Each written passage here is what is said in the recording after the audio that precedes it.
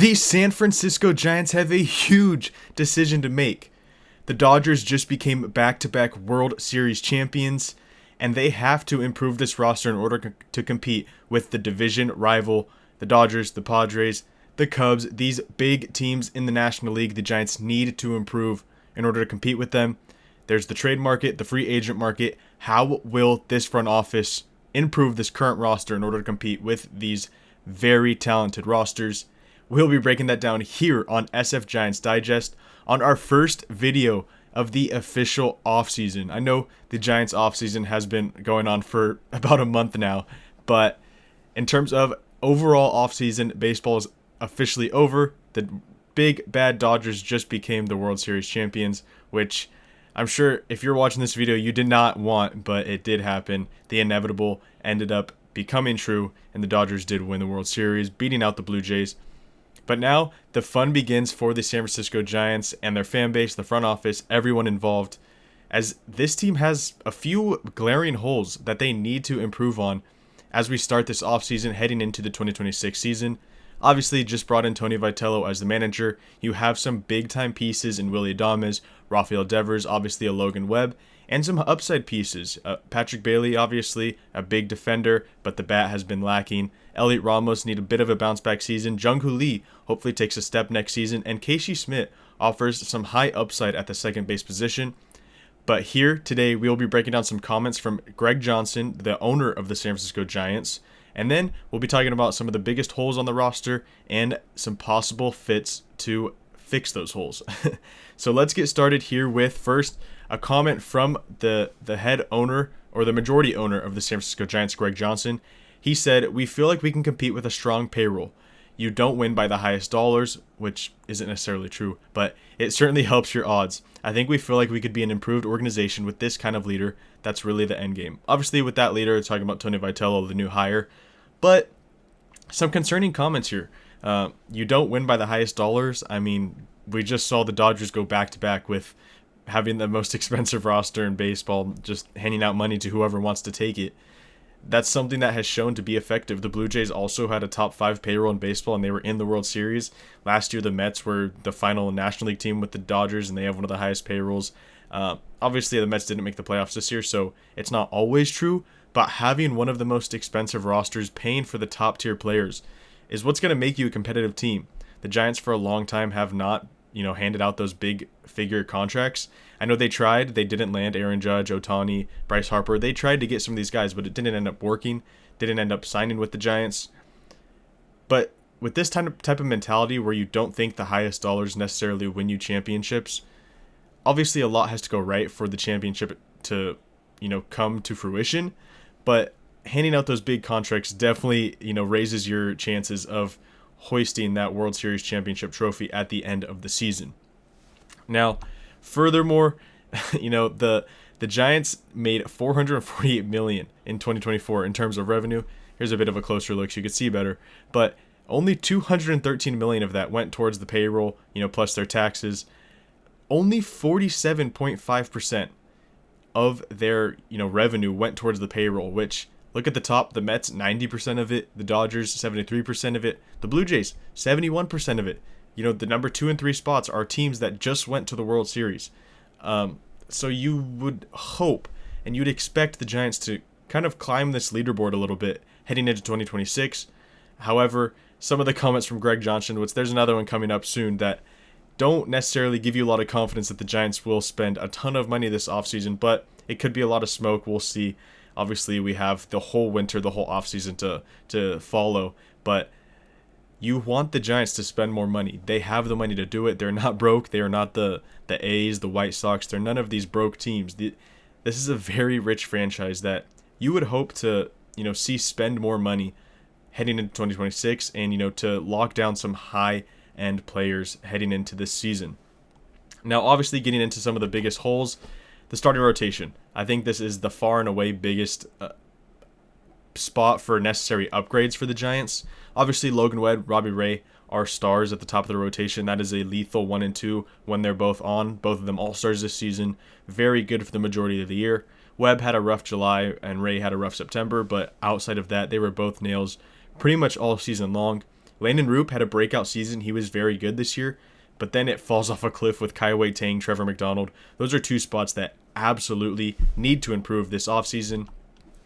And there's some big names on the starting pitching free agent market. Framber Valdez could be a fit. Him and Logan Webb at the top of the rotation would be a lot of fun. Both ground ball pitchers, both guys that do not give up a lot of loud contact. That'd be a fun 1 and 2 to slide Framber Valdez right in there after Logan Webb. Obviously, Brandon Woodruff is very talented. Dylan Cease scares me a little bit. Michael King, I wouldn't mind on a shorter-term contract. He was hurt all year, so we'd need to see a little bit more in order to maybe extend him into a longer-term contract. Shane Bieber is a fit that I would absolutely love. Give him, 3 for 65, 70, something like that. A former Cy Young winner, a guy that came back from TJ this year looking absolutely awesome. So that's a guy I would love. Number 7, Ranger Suarez, is a guy who we broke down a few videos ago, but he is absolutely a fit for the Giants. One of the more consistent starting pitchers in all of baseball. You don't necessarily think of him as an elite starting pitcher, but when you look at some of his numbers from the last few seasons, and especially what he's done in the playoffs, he's a guy that can help you get to the playoffs, and he's a guy that if you get into the dance, he can help you possibly get hot and reach the World Series. A couple other names, Merrill Kelly is a guy who could slide into the rotation, the 3 or 4 spot, and provide a lot of consistency. Chris Bassett was a huge weapon out of the pen for the Blue Jays this postseason, but again, another solid starting pitcher. So there are some big free agents, I guess, on the starting pitching market, but I don't know if the Giants are necessarily going to spend at the top of that board, because when asked if the Giants could sign a pitcher for $100 million or more this offseason, owner Greg Johnson went on to say, "I'd say we're going to be very cautious about those kinds of signings." That's why I think a guy like Dylan Cease is kind of off the table, more of a Shane Bieber type. These safer options, Framber Valdez even, the safer options on the starting pitching market are going to be where the Giants kind of look at. I don't think they'll take the risky route with the Dylan Cease or even a Zach Gallen, who had a very, very underwhelming year this year. So I do think the Giants are going to look at the safer options, the less risky options on the free agent market. But this comment makes me think that the trade market is where the Giants are going to do most of their, big fish hunting. Tarek Skubal is going to be on the trade market.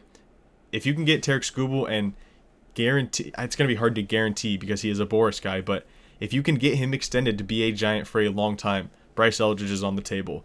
Tarek Skubal is a guy from the Bay Area originally, I believe from Hayward, who I'm sure grew up rooting for the Giants, wants to beat the big bad Dodgers. It's a perfect fit. Buster, bring in Tarek Skubal. Do whatever you can to do so. But also, Freddie Peralta's on the trade market. He had a very, very good 2025.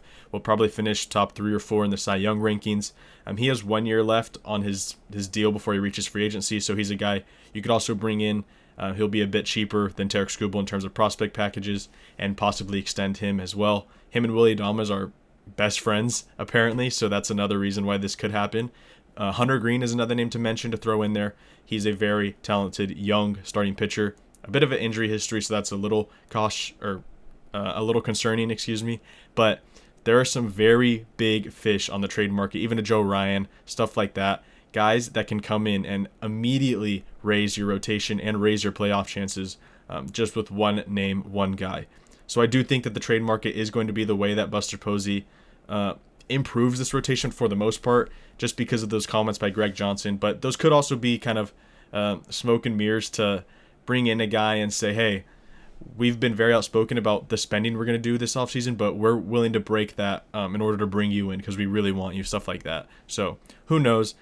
Owners and GMs say stuff all the time that don't end up being true, so that'll just be something to follow throughout the offseason. The other big, hole on this team is the relief pitchers. The bullpen ended up being a hole down the stretch, and I just made a video. Tyler Rogers should be the first signing of the offseason for the Giants. He's been very good. He's an awesome reliever, the most consistent and reliable reliever in Major League Baseball for the past 5+ years. He's been awesome. He's coming off his best season in Major League Baseball in terms of, ERA and innings combined. He went over to New York and did pretty much the same thing at 2.30 with the Mets after getting traded from the Giants. He left his beer fridge in San Francisco, so he needs to come back and put that beer fridge to use in the clubhouse.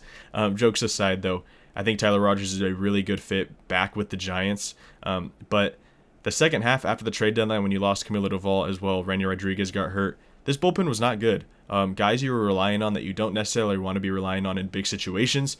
So top of this market, Edwin Diaz, Robert Suarez, Raisel Iglesias, Andres Munoz. He has a club option, which will probably be picked up. But there are some big names in the bullpen market this offseason that I think the Giants could be interested in. However, we've not seen the Giants be, the first team to hand out a big contract to a free agent reliever. We saw what happened with Mark Melancon with the Giants, a few years ago, which was not good.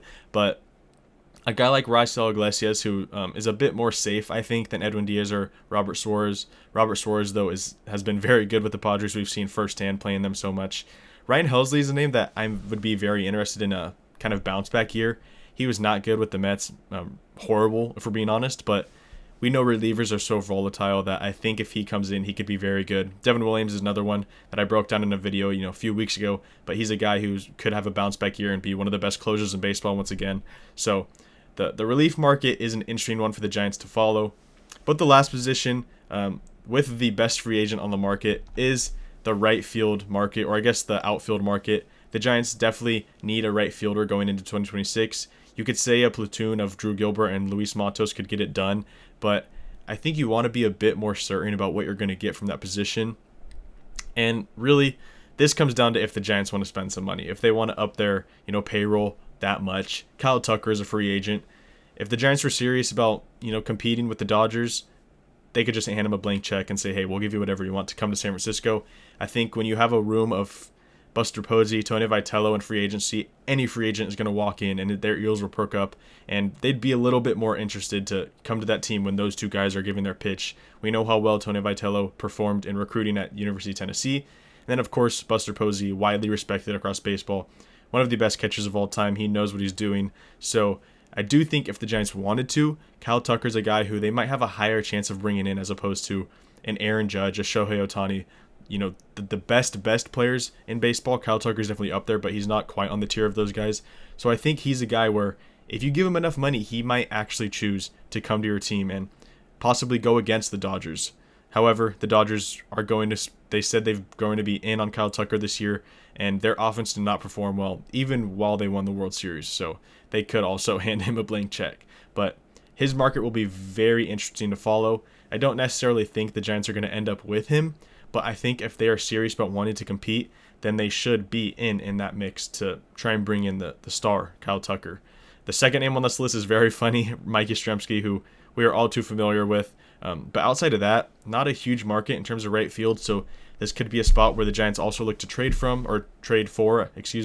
But I should mention, a lot of fans calling for a second baseman, but there's not a ton of upgrades out there from Casey Smith, if we're being honest. When Casey Smith is on, he's one of the best second basemen in the National League.